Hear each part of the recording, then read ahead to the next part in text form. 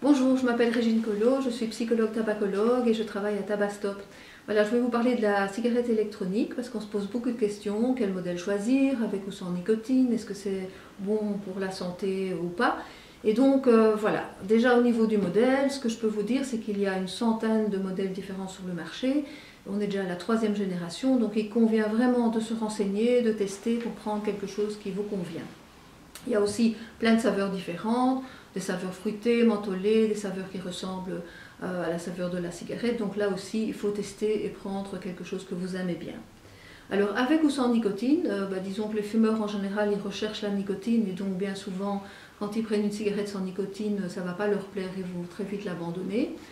Mais ça peut être utile pour la gestuelle, c'est-à-dire voilà, ceux qui veulent avoir quelque chose en main, là ça peut les aider. Est-ce que c'est dangereux pour la santé? Bon, on ne peut pas encore actuellement dire que c'est pas du tout dangereux parce que c'est un produit assez récent. On n'a pas encore d'études à long terme et donc on ne peut pas vous dire ça. Mais par contre, on peut se dire que c'est une réduction des risques parce qu'il n'y a pas de combustion. Donc du coup, pas de goudron cancérigène et pas de monoxyde de carbone. Mais il ne faut pas combiner la cigarette normale avec la e-cigarette parce qu'alors on n'a pas ce bénéfice pour la santé. Et une dernière question, c'est est-ce qu'on peut l'utiliser pour arrêter de fumer?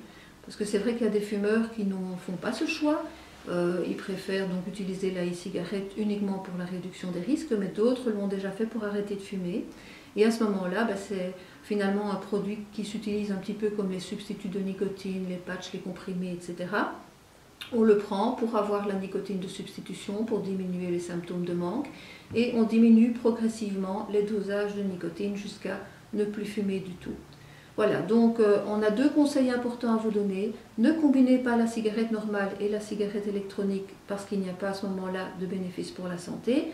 Et par ailleurs, pour le sevrage, ce qui est bien, c'est d'avoir un patch qui diffuse de la nicotine de façon constante pendant toute la journée et la cigarette électronique avec nicotine ou des comprimés ou des chewing-gums pour les moments les plus difficiles dans la journée.